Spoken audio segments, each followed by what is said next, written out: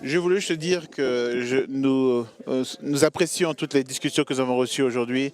La pertinence de la religion, la paix, la stabilité dans la société et votre contribution dans vos pays individuels et puis le niveau de détail que cela apporte et la discussion avec les membres du secteur du judiciaire et toute la contribution de tout le monde ici sur cette discussion que nous avons ensemble. Cette session, nous allons rechercher plus en profondeur et un peu plus en détail les différentes, plus spécifiquement sur les religions et les tensions sociales.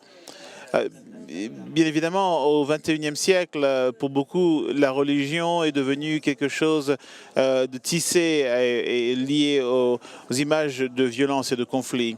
Nos participants aujourd'hui vont regarder les questions associées à cela. Est-ce que c'est inévitable, si vous avez une culture avec plusieurs religions, d'avoir ce type de conflit? À quel point est-ce que les conflits religieux et les conflits associés à la religion sont vraiment menés par les croyances religieuses ou d'autres facteurs sociologiques, par les médias et les politiques gouvernementales? Qu'est peut être fait pour éviter les conflits religieux? Alors, vous avez des participants, des panélistes ici, leurs biographies sont dans le programme, on ne va pas les lire. Notre premier orateur va être Rosalind Hackett, qui est... désolé, on a changé l'ordre, désolé. Notre premier orateur ne sera pas professeur Hackett, on a changé l'ordre, on sera heureux de l'entendre en deuxième orateur. Notre premier orateur sera Recep Şentürk, qui est professeur en sociologie de l'Institut de l'Alliance des civilisations et à l'université Fatih Sultan Mehmet Vahik. Et comme Marc Jürgensmeyer ne peut pas être avec nous, professeur Cole Durham, qui vient de notre propre centre ici où il est le directeur lui-même pour les études de droit et de religion, et donc il va s'adresser à nous après. On va aller dans cet ordre et puis ensuite on va ouvrir la session aux questions. Merci. Tu veux faire? Essaye. Bonjour tout le monde. Voilà, nous sommes à Istanbul et ma présentation s'appelle la gestion de la diversité à l'âge de la calligraphie à Istanbul, et je vais adresser 5 questions et y répondre. Pourquoi est-ce que les conflits surviennent? Est-ce qu'on peut les prévenir avant qu'ils surviennent? Comment? Quelle est la différence entre le management de la diversité? Pourquoi en avons-nous besoin? Et qu'est-ce que nous pouvons apprendre de l'Empire ottoman sur la gestion de la diversité? Donc, le problème le plus pressant est la gestion de la diversité, parce qu'il y a de nombreuses idées, de croyances, d'intérêts. Il n'y a la plupart du temps pas de gestion de la diversité, de gouverner une diversité d'idées et de pouvoir les accommoder dans la société. Mais je veux aussi parler du fait que nous sommes dans une civilisation ouverte, et au niveau local, nous avons une société multi-civilisationnelle. Et donc, ce groupe est une société multi-civilisationnelle, est un exemple de civilisation ouverte.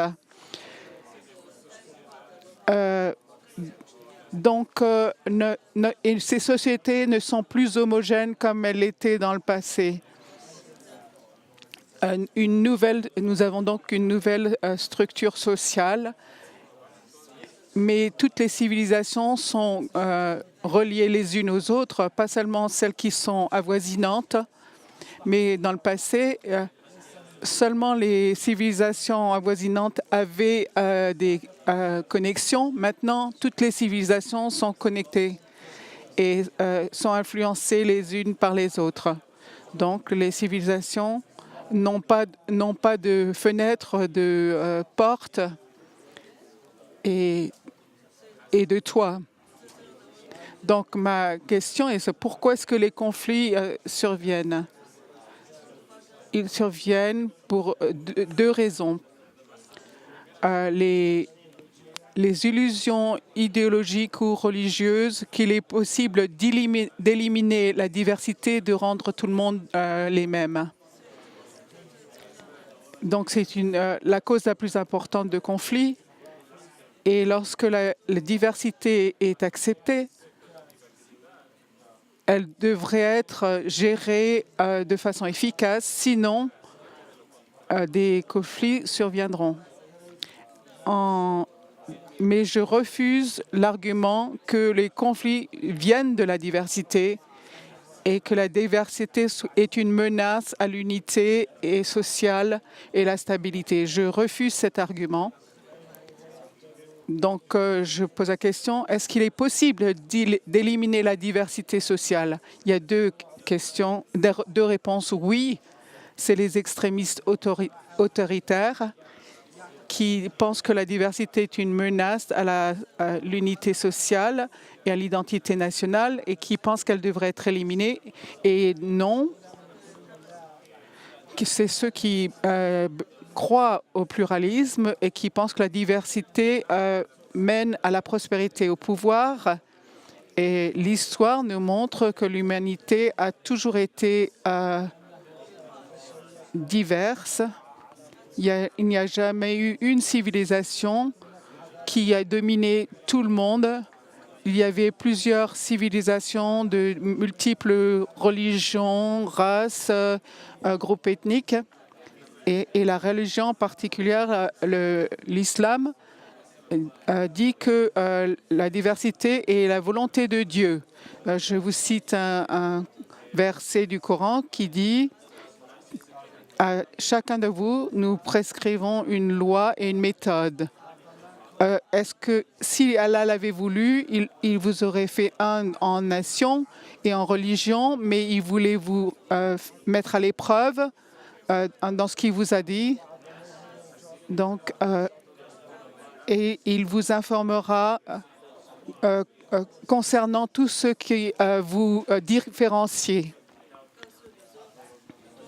Donc, c'est la volonté de Dieu, d'après le Coran. Et on ne peut pas l'éliminer. Voilà encore une calligraphie qui montre l'interconnexion de l'univers. La deuxième question, comment prévenir les conflits avant qu'ils arrivent?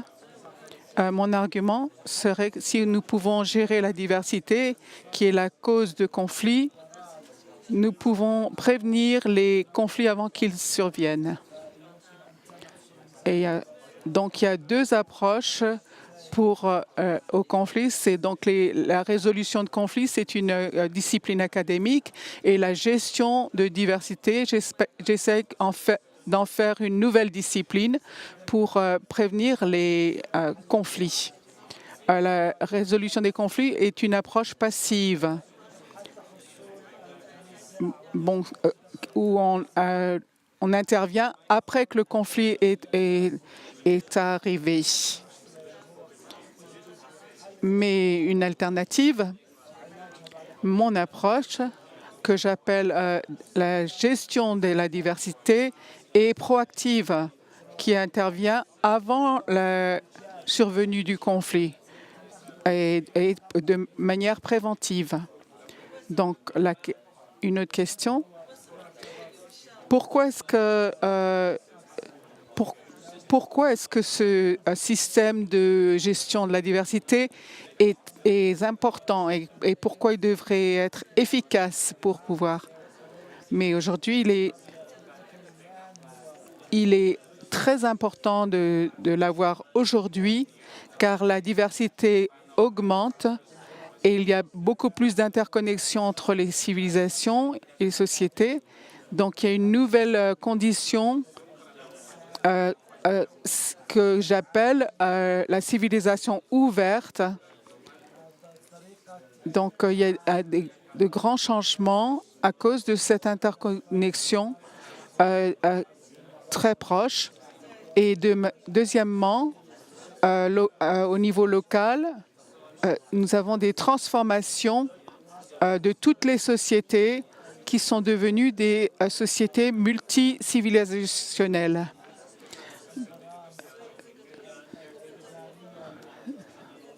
Parce que sinon, si nous ne faisons rien au niveau local, ce sera la source de conflits majeurs.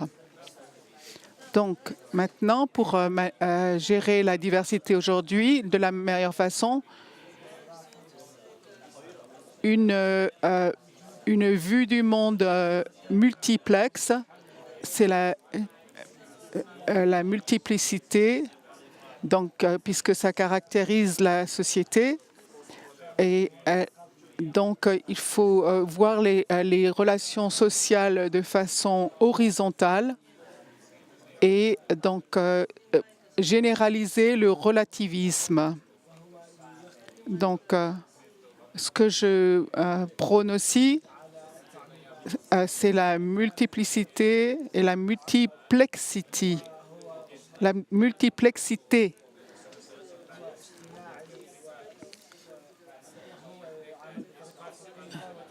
Donc, de ne pas généraliser le relativisme. Bon, il y a des vérités absolues et elle a aussi sa place. Donc, il faut regarder ça à chaque niveau. Cette multiplexité vient de mon héritage islamique. Dans l'islam traditionnel, l'existence, la connaissance et la mythologie et le sens et la vérité ont des niveaux multiples. Le monde visible, invisible et divin, je veux dire. Donc, on pourrait voir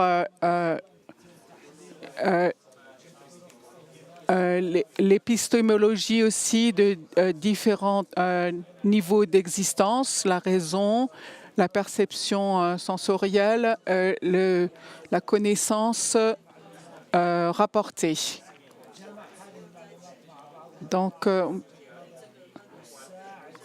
Donc la vue du monde dans la méthodologie pourrait être dans le même paradigme rationnel, empirique et mystique. Donc,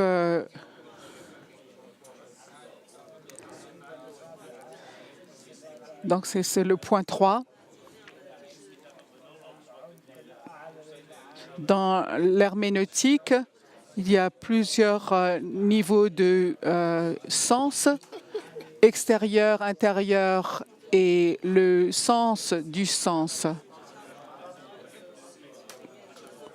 Si quelqu'un vous dit qu'il n'y a personne, vous êtes à l'intérieur, mais que quelqu'un vous dit qu'il n'y a personne à l'intérieur, mais le sens du sens, ce serait que ça voulait dire « je ne veux pas que vous soyez à l'intérieur ». Donc, ça a été développé par un chercheur de rhétorique. La vérité est multiplexe parce qu'il y a différents niveaux de vérité par rapport au niveau de connaissance qui peut faire comprendre un petit peu les différentes perspectives au niveau de l'épistémologie, l'ontologie, etc. Donc, nous avons aussi un système normatif islamique qui est multiplexe. Le premier, c'est la loi basée sur la réciprocité et la retaliation. Tariqa, c'est basé sur le pardon, pas la réciprocité, le partage, le sacrifice et le niveau le plus élevé qui est appelé Akika, qui n'est pas basé sur la réciprocité, sur le pardon, mais de faire ce qui est bien à ceux qui vous font du mal.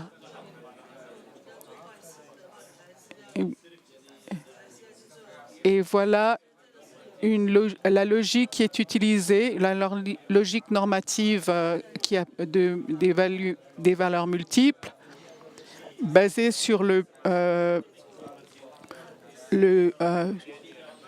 juste et ce qui est juste et ce qui est faux. Donc, mais il y a des choses entre les deux. Dans une certaine mesure. Il y a différents niveaux de bien et de mal. Donc, il y a une logique qui a plusieurs valeurs. L'objectif de l'an est défini à 3 niveaux.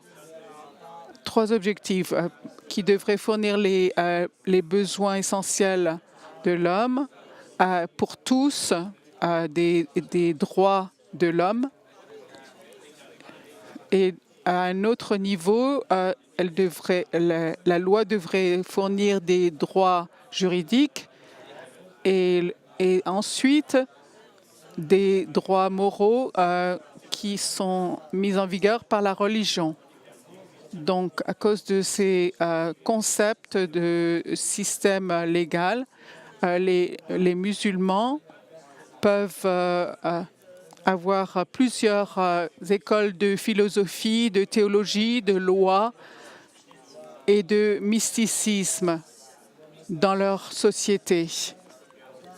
Et ils pouvaient aussi avoir des communautés non musulmanes qui s'appellent Mila, des systèmes de Mila, où les musulmans peuvent avoir parmi eux des juifs et des chrétiens. Mais cela aussi inclut des personnes non chrétiennes et non juives. Par exemple, en Inde, où les musulmans ont incorporé dans leur système des hindous et des bouddhistes pour leur donner les mêmes droits qu'ils donnaient aux juifs et aux chrétiens au Moyen-Orient ou dans l'Empire ottoman. Donc, vous voyez la diversité qui peut y avoir. Donc, à cause de la colonisation, de l'occidentalisation des nations, il y a eu bien sûr la survenue de conflits ethniques et autres dans le Balkan et d'autres régions. Mais en conclusion, le problème le plus important, c'est la gestion de la diversité partout dans le monde. Et la meilleure façon de gérer la diversité, de prévenir les conflits, vient d'une vue du monde multiplexe et d'un système normatif multiplexe. Nous pourrions apprendre de l'expérience islamique ottomane. Merci beaucoup.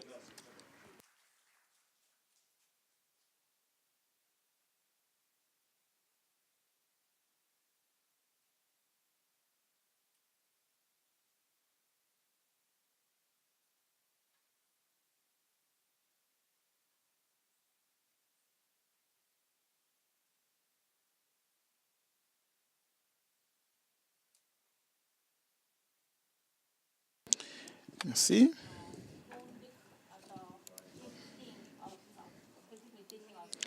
Bonjour tout le monde.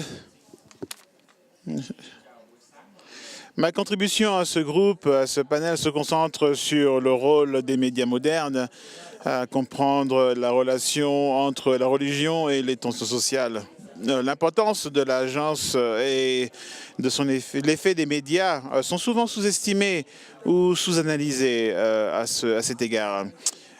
Car ils sont perçus comme des moyens seulement neutres de communication ou banalisés comme des formes de divertissement. Alors rien ne pourrait être plus éloigné de la réalité.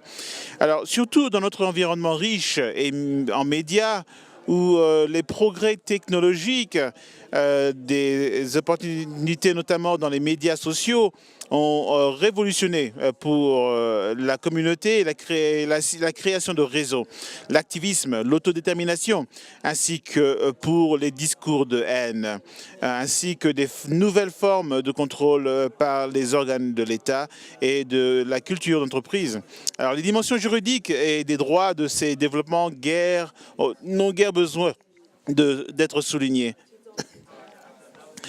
Alors que je suis depuis longtemps intéressé à la façon dont les acteurs et les institutions religieuses se sont appropriés de nouvelles technologies des médias, alors la majeure partie de ma recherche a été dans le contexte africain. Mon argument dans cet article s'applique à beaucoup d'autres contextes aussi. L'Afrique constitue un laboratoire particulièrement riche pour étudier ces questions, puisque la croissance de l'industrie des médias a eu lieu relativement récemment, depuis le début des années 90, et relativement rapide dans la plupart des pays. Donc, on peut évaluer les effets de la déréglementation, de la libéralisation des divers médias, et que ce soit l'impression, la diffusion, les médias électroniques, dans une gamme, une vaste région. Il y a une grande croissance d'utilisation des mobiles en Afrique. Il n'y a pratiquement aucune organisation religieuse ou communautaire dans l'Afrique d'aujourd'hui, qu'il soit traditionnel, chrétien ou musulman, ou une autre forme de mouvement religieux, qui n'a pas adopté ces nouveaux modes de communication, d'information, d'expression et la représentation d'une façon ou d'une autre en fonction de leur situation financière et de leurs moyens. Cela signifie que l'on doit d'abord, dans cette phase de nouveaux médias qui s'est produit en conséquence de du processus de démocratisation en cours dans les différents États africains. La démocratisation, le démantèlement des monopoles d'État et de la radiodiffusion de la presse et de la commercialisation des temps d'antenne de la propriété ont radicalement modifié le passage des médias. Cette nouvelle dispensation a aussi généré une nouvelle forme de concurrence entre les différents organismes religieux pour plus d'attention et de ressources et de statuts légaux.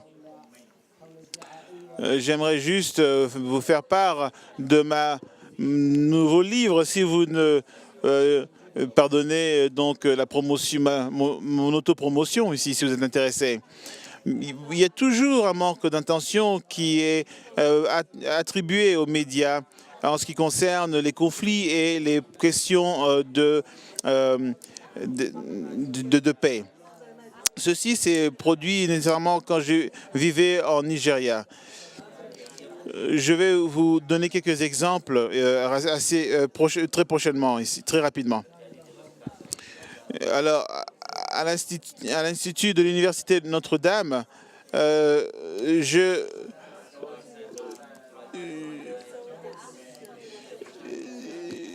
me suis efforcé à montrer comment l'utilisation des médias peut être intensifiée pour générer de nouvelles formes de conflits. Et ceci a associé la libéralisation des médias avec la démocratie, avec l'expression libre. Mon argument est que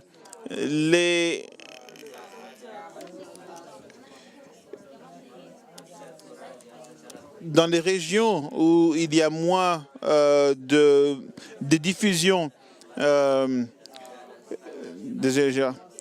alors sans parler donc des tensions préexistantes, des tensions religieuses préexistantes qui pourraient avoir des résultats très négatifs. J'ai identifié 4 domaines clés que vous allez voir ici: l'iniquité, l'empiètement et le déplacement ou la destitution, la diffamation et la commercialisation. Je vais adresser tous ces points. L'iniquité. Alors, il est particulier principalement dans le domaine de la propriété ainsi que de la production, de la transmission et en ce qui est trait à la propriété. Les musulmans en particulier ont été très vocales avec les pratiques traditionnelles, par exemple comme en Afrique du Sud, en accusant les médias d'Afrique d'être dans les gardiens du sionisme occidental. Il y a encore un énorme pouvoir dans l'octroi de licences, de la capacité, par fréquence. Les gouvernements peuvent tirer les ficelles des commissions des médias et d'autres organismes pour s'allier aux politiciens et repousser les ennemis. Par exemple, après que Jerry John Rawlings a pris le pouvoir au Ghana en 1981, il y a eu un groupe religieux néo-traditionnel, la mission Africania, qui s'est vu accorder du temps d'antenne à la radio. Au Kenya, l'ancien président Daniel Arap Moi a été beaucoup critiqué pour donner un accès préférentiel aux églises conservatrices. Même lorsque les gouvernements ont retenu sur la délivrance des licences aux stations religieuses, ils pourraient encore favoriser certains groupes religieux en tournant les yeux sur la partialité dans le contenu du programme, comme au Ghana, où les stations FM privées empilent leur programmation en en faveur de leur majorité pentecôtiste ou d'auditoire chrétien, et donc présenter des perspectives chrétiennes sur les questions sociales. Et en revanche, certaines églises dans le nord du Nigeria, les chrétiens où ils ont accès à un temps d'antenne, que ce soit public ou commercial. En 2004, la commission de la radiodiffusion nationale nigériane a imposé une interdiction controversée sur les miracles, de performer les miracles à la télé. Alors, Lady a déclaré que les radiodiffuseurs nigérians ne sont plus autorisés à montrer des miracles à la télévision d'une manière qui n'a pas été prouvable et crédible. Les stations de télévision qui ont échoué à se conformer à la décision seraient condamnées à une amende et que leur équipement pourrait être confisqué. Alors, les nouvelles de cette interdiction s'est répandues, mais la NBC est revenue rapidement pour questionner ce qui pourrait constituer une vérification d'un miracle. Et donc, ceci a emmené à une réduction de la programmation des guérisons, des programmes de guérison sur télé. L'ambassade Christ Embassy, qui est l'une des plus grandes églises pentecôtistes au Nigeria, qui est pilier à une émission de télévision très populaire. Et donc, ils sont allés au tribunal pour contester l'interdiction. Et d'autres, comme l'église de la synagogue de TB Joshua, qui sont aussi connus pour leur activité miraculeuse, ont ignoré la restriction. Des rumeurs ont même circulé que l'interdiction faisait partie d'un complot musulman pour empêcher les chrétiens de convertir leurs membres. Les droits médiatiques, l'agenda des droits médiatiques basé au Lagos a exprimé la préoccupation sur ce type d'interdiction. Il croit que le NBC ne devrait pas interdire ce genre de choses. Et interdire les miracles dans les diffusions religieuses va toucher la totalité de la foi chrétienne de la manière dont elle est présentée dans ces émissions. La religion est vraiment un sujet très sensible dans le Nigeria, et toute décision affectant la diffusion de tout aspect de celui qui doit être pris avec prudence, de sorte qu'il ne crée pas de place pour de nouvelles crises dans un pays déjà accablé par un état d'insécurité. Au Lagos, l'interdiction des miracles persiste dans les programmes de miracles et ce n'est pas, ne peut pas être visualisé sur les télés nationales, mais seulement sur les chaînes satellites ou câbles. Et ainsi donc l'empiètement et donc je vais même passer à l'empiètement et la destitution, le déplacement. Dans le passé, l'entretien des frontières était plus possible entre les communautés religieuses. Maintenant, je suis un peu perdu dans mes notes. Voilà. Alors, la crainte, non pas seulement celle de populaires prédicateurs pentecôtistes comme l'allemand Rainer Bonke et sa campagne sur le Christ pour les nations, et qui utilise des techniques marketing où il montre justement une séduction par la guérison, etc. Les gouvernements islamiques peuvent rarement limiter ces diffusions. De plus, les messages peuvent connoter une prise de contrôle ou de la transformation d'un espace partagé comme le campus Bienvenue à Jésus ou que le feu de Dieu passe sur tout le Nigeria.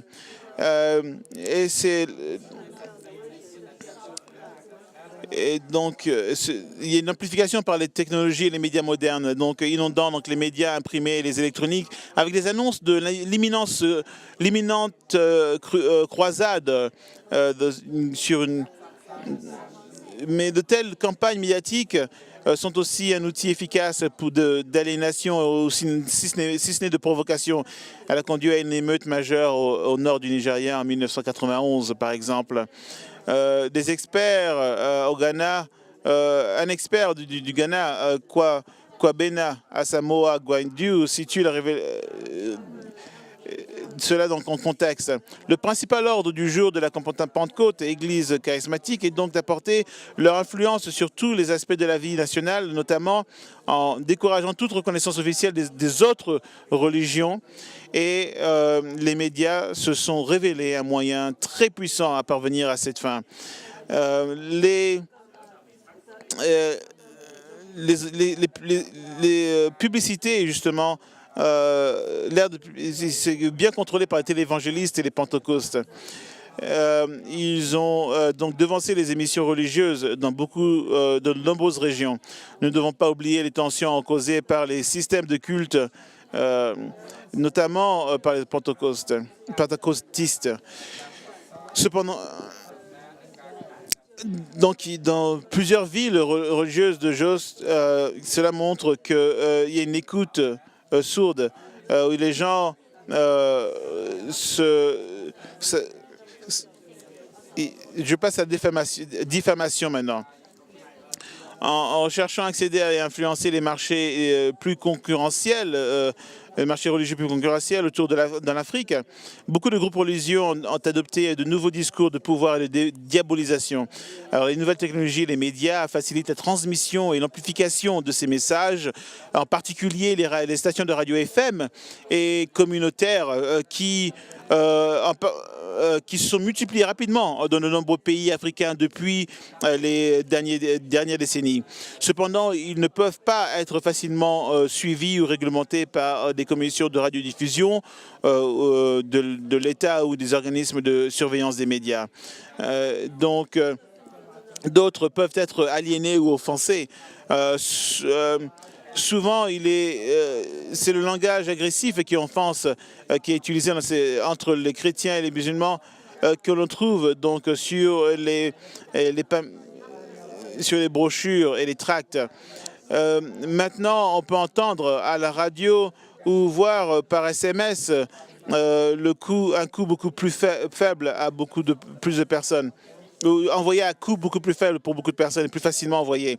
La reconnaissance du potentiel des médias sociaux des médias sociaux dans la formation des tensions et des violences entre les communautés religieuses a été reconnue par les dirigeants musulmans et chrétiens à la suite d'une violente attaque contre l'église catholique à Arusha en Tanzanie en 2013.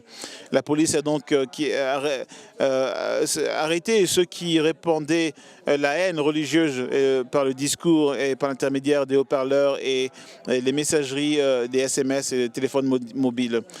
Finalement, en fait, le diversement, la médiatisation, donc malgré le rôle joué de démocratie africaine, la majorité des nouvelles stations de radio commerciales a donné lieu à des craintes au sujet de la remise en cause de la programmation et de remise en cause ce type de programmation pour l'intérêt public.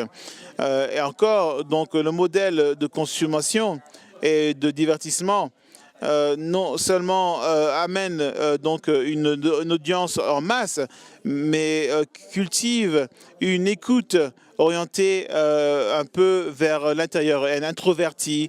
Et donc, en conclusion, comme je l'ai évoqué précédemment, donc la priorité pour ces recherches était beaucoup plus du côté des tensions et des conflits, des violences sur l'implication des médias dans la religion.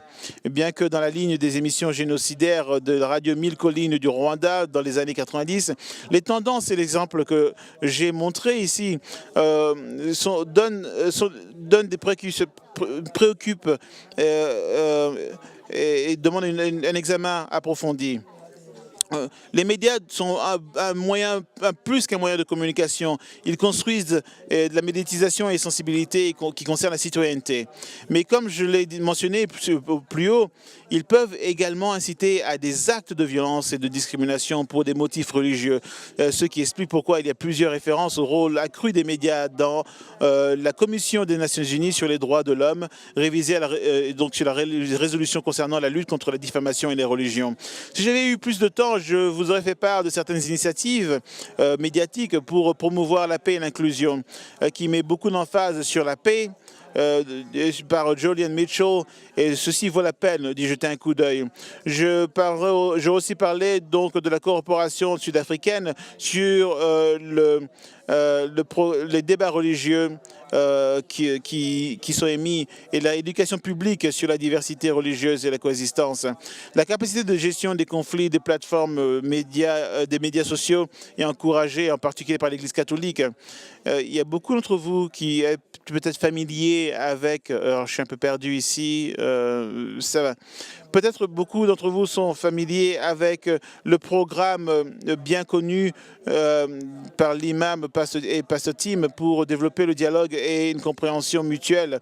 Finalement, puis-je clore en disant que dans le contexte de la révolution médiatique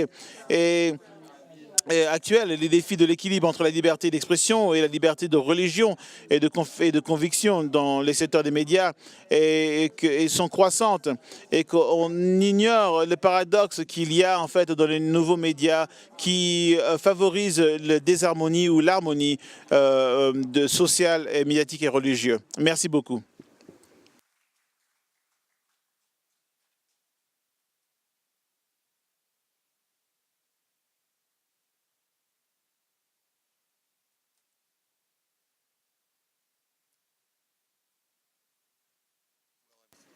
Je suis désolée d'être un substitut pour Mark Juergensmeyer. La liberté de religion est essentielle. Sans cela, il n'y a pas de société vraiment juste. Donc, ce droit est important pour éliminer la guerre et pour cristalliser la paix hors des conflits.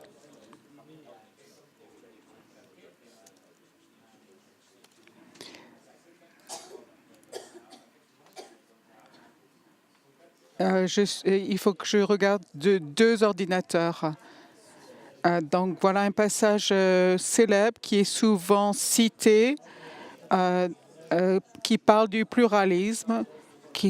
Il est il est possible que des tensions soient créées quand les communautés sont divisées. C'est une conséquence inévitable du pluralisme.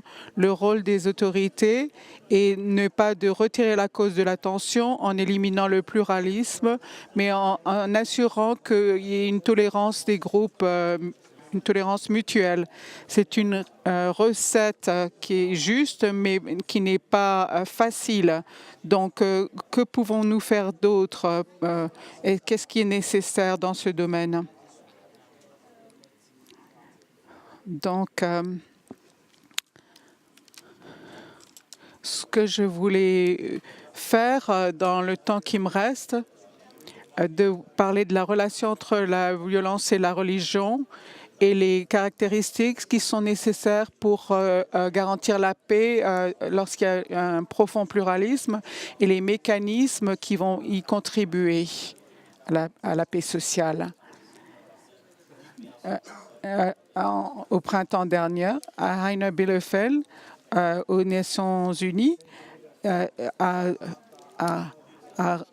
fait son rapport sur la violence au nom de la religion. Il a parlé de la complexité de ce phénomène qui peut prendre beaucoup de formes. Et je ne vais pas parler de tout ce qu'il a dit, qu'il y a beaucoup de perpétrateurs, de personnes qui l'initient, les cibles, minorités, convertis, dissidents, ça peut être intra ou inter-religion. Ce qu'il a dit et ce qu'il a conseillé était de ne pas faire des interprétations simplistes et de blâmer tout sur la religion en mettant l'étiquette de religion, ce qui est souvent très simpliste, parce qu'il y a souvent d'autres facteurs et une simplification excessive qui instrumentalise la religion. C'est pas la religion qui est coupable et donc et qui entraîne une mauvaise compréhension des conflits. Donc, nous avons une description plutôt standard que nous sommes tous des minorités ou des fortes majorités, mais par exemple, pour les membres de l'Église de Jésus-Christ,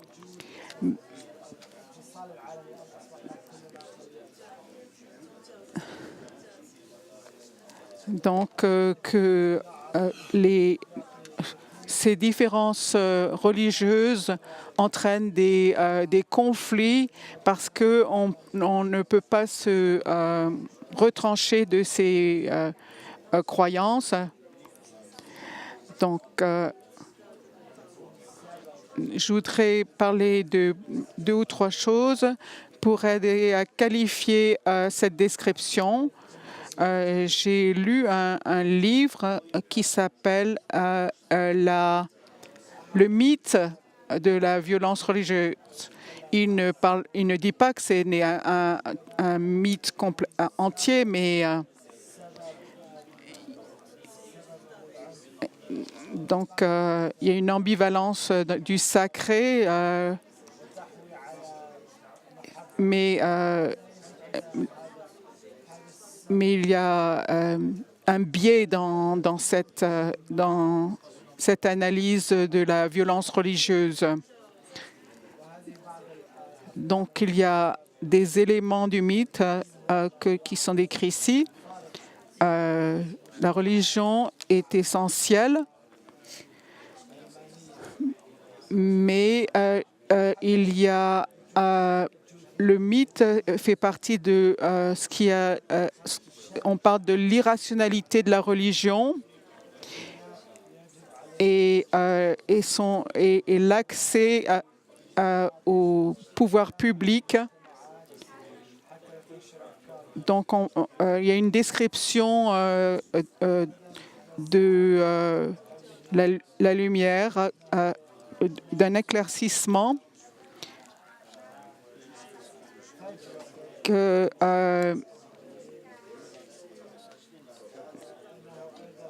donc le mythe parle aussi que la religion est irrationnelle et une impulsion dangereuse qui peut donner la voix à en public à des formes de pouvoir laïques et rationnelles.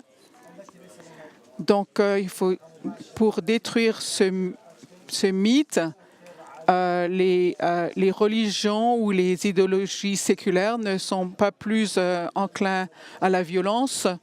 Par exemple, le nationalisme, le marxisme, le capitalisme. Les religions et les homologues séculaires ne sont pas plus absolutistes ou divisés, irrationnels. Mais il y a pourtant un danger de guerre religieuse.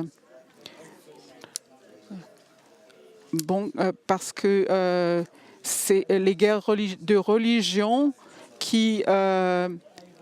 c'est là qu'elles sont nées et qui ont ensuite été appelées des guerres d'État laïques. Et l'État laïque a été une solution pour ces guerres.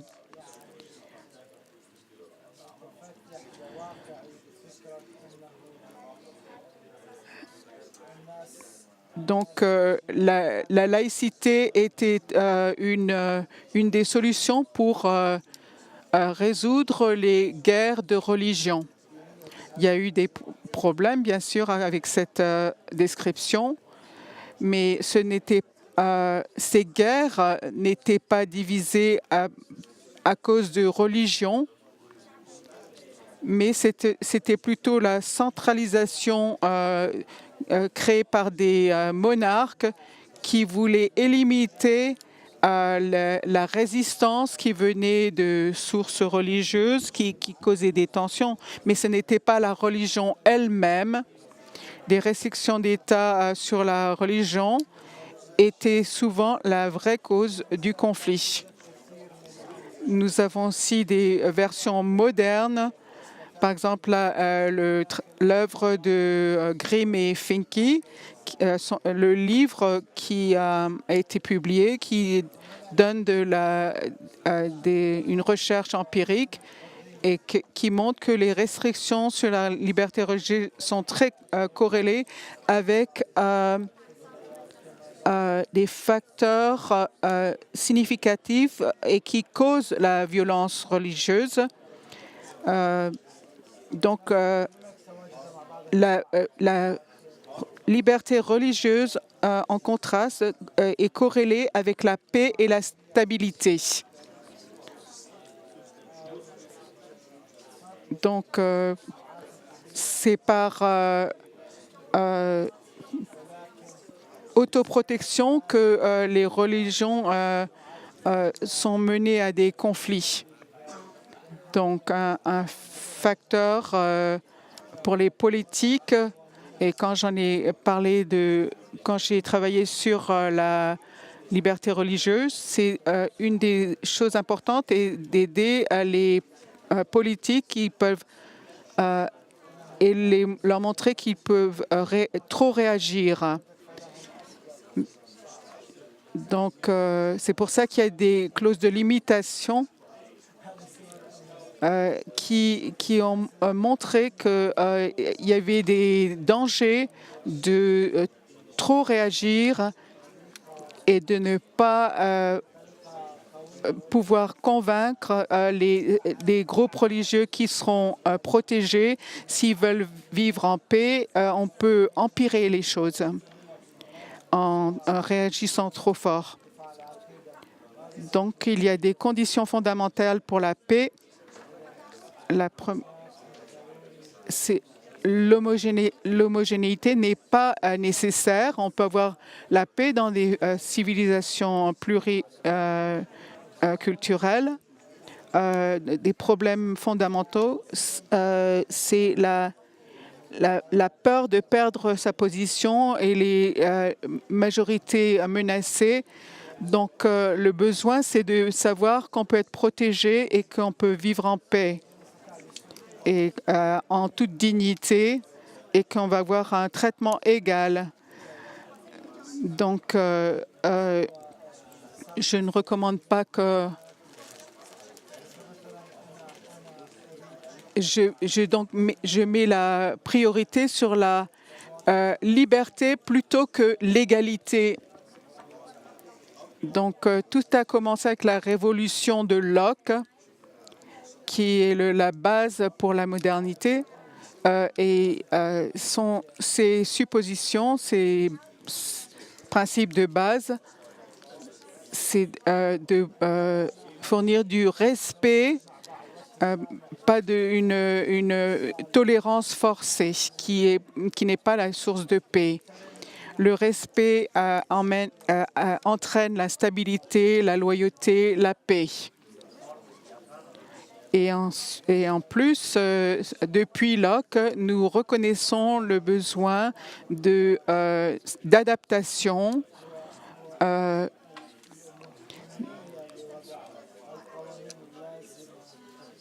Donc, il faut pouvoir laisser une liberté de conscience. Et il y a d'autres restrictions. Et on ne peut pas faire trop d'exceptions. Mais c'est de pouvoir intégrer les droits de l'homme qui nécessitent le respect de la conscience.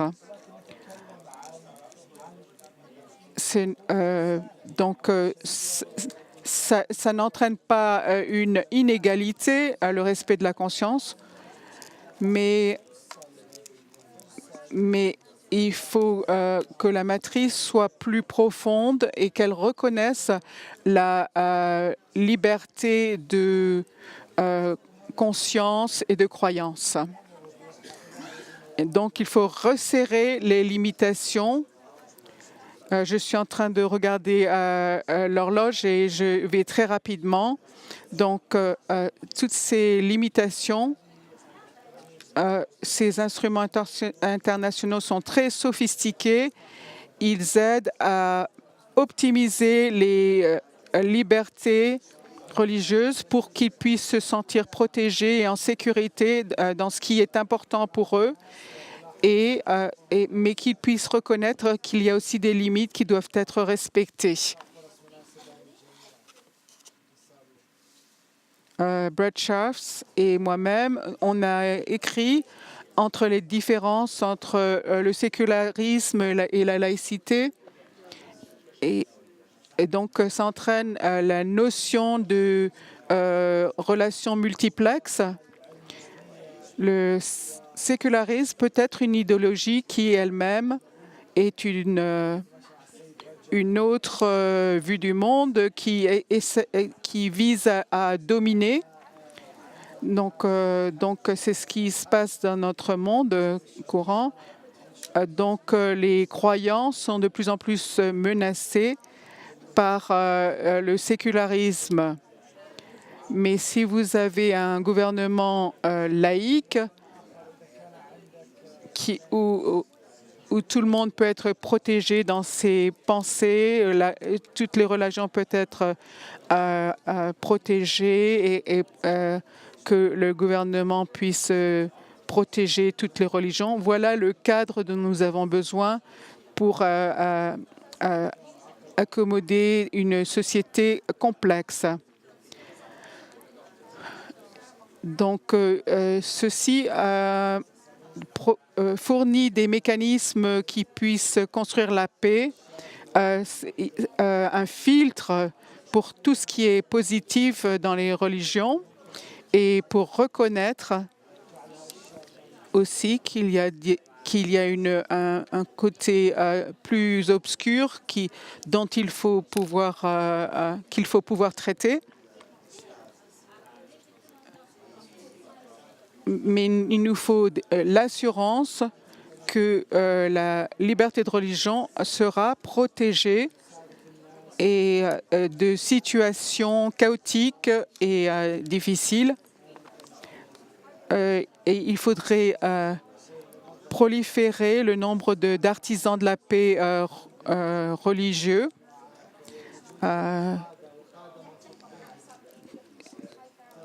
Et aussi la garantie de la protection des communautés religieuses, bon, pas seulement des individus, mais des communautés pour qu'elles existent et de la façon dont elles voudraient vivre leurs croyances, et de cultiver des vertus productives au niveau social et d'ouvrir des voies au dialogue et à la négociation, et de aussi fournir du personnel pacificateur et de promouvoir l'altruisme. La religion joue un très grand rôle dans ce domaine, l'aide humanitaire, les contributions caritatives et donc en général de fournir des fondations matérielles pour une société stable. En conclusion, la religion, la liberté de religion est un rôle important à jouer et l'aide à filtrer et à optimiser le rôle positif de la religion. Mais bien sûr, s'il y a des côtés négatifs, il y a des côtés positifs profonds que auxquels la religion peut contribuer pour résoudre les conflits et contribuer à la stabilité, au lieu d'ouvrir l'espace à la violence. Merci.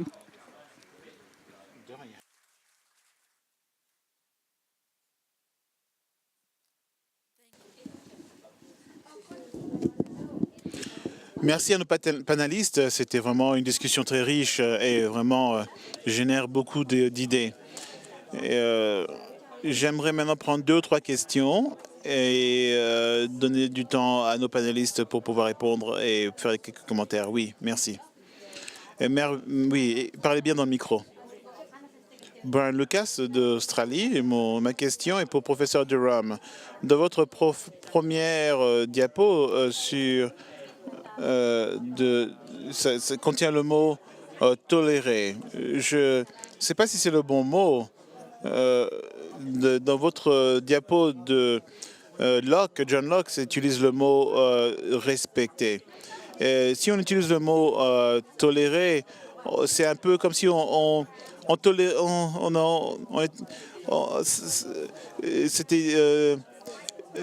est impatient en pensant que la vie serait bien mieux sans l'autre. Mais si on changeait ce mot au mot respect, il y a une approche un peu plus proactive de travailler ensemble et de travailler vers une stabilité plus ferme. On va prendre quelques autres questions. Oui. Merci.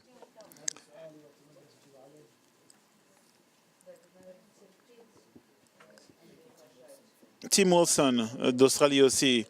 Ma question est aussi pour Cole Durham. Je me demandais juste, dans votre diapo, ils avaient le sécularisme, la laïcité et la sécularité. Vous avez fait une distinction entre les deux. Est-ce que vous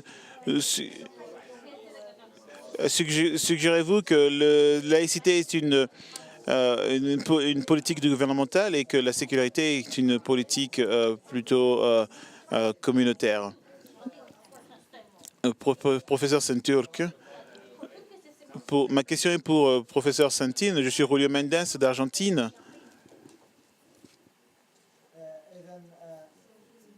D'Argentine.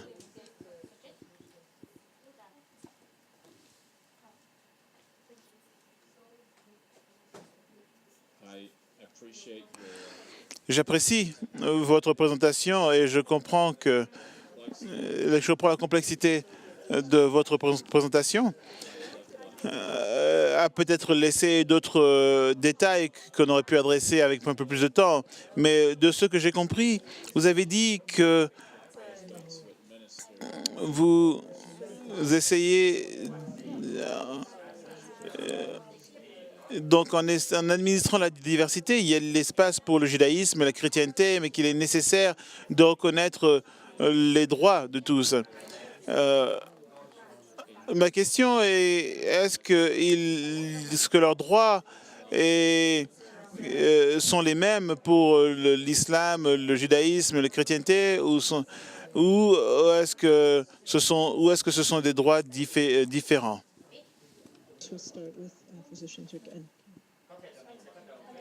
On va commencer avec le professeur Saint-Turc. Comme j'ai mentionné dans ma présentation, il y a 3 types de droits.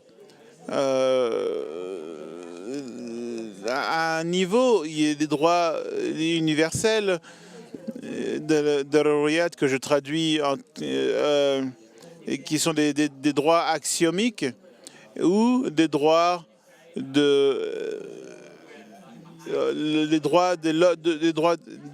les droits humains qui sont universels, qui sont donnés à tout être humain parce qu'ils sont des êtres humains.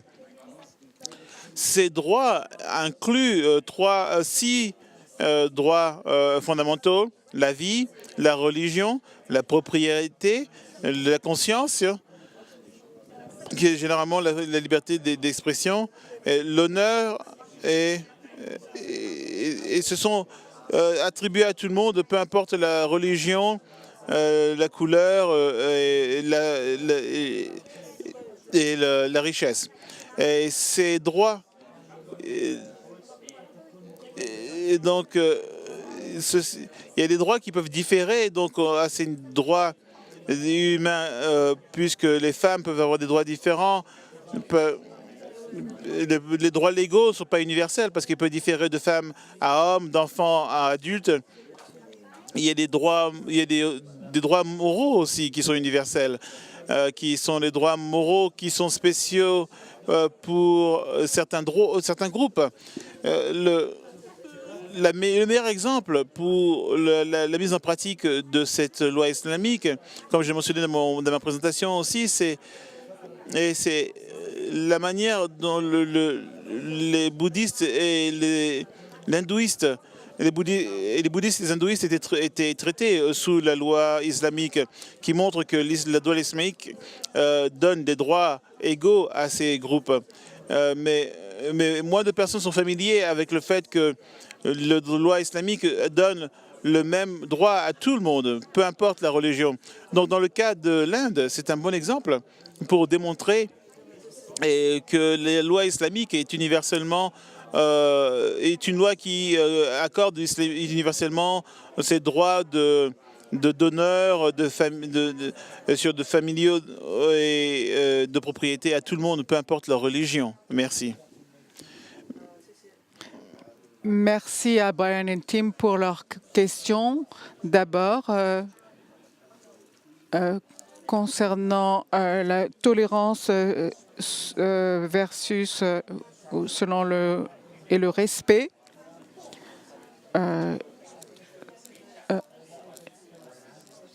Ce que je voulais dire, David Little en a écrit en défense de la tolérance.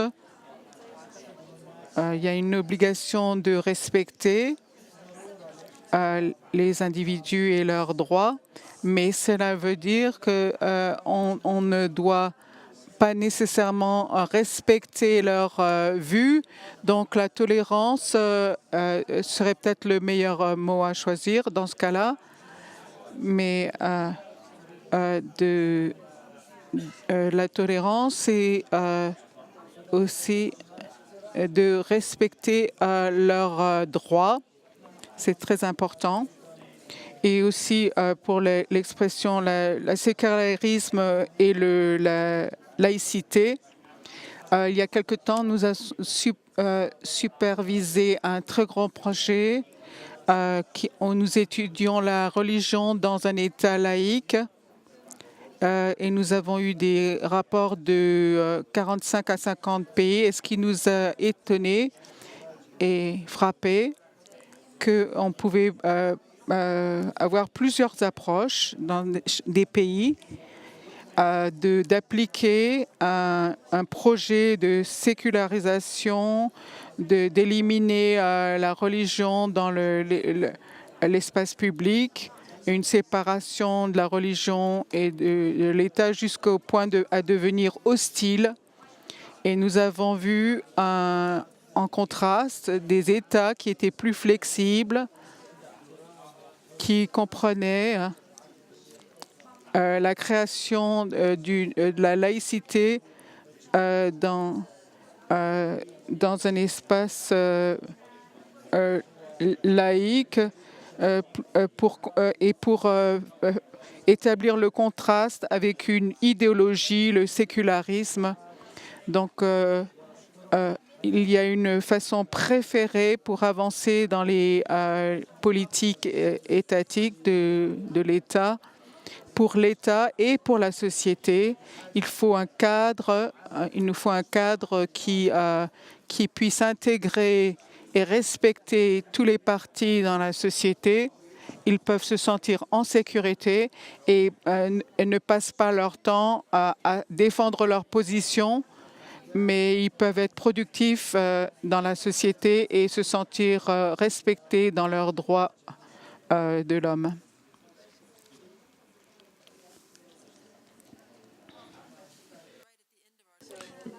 Merci. Je crois qu'on arrive à la fin du temps qui nous était alloué. Nous vous encourageons à continuer cette discussion pendant la pause, mais je vous demande de vous joindre à moi et de remercier nos panélistes encore une fois. Merci.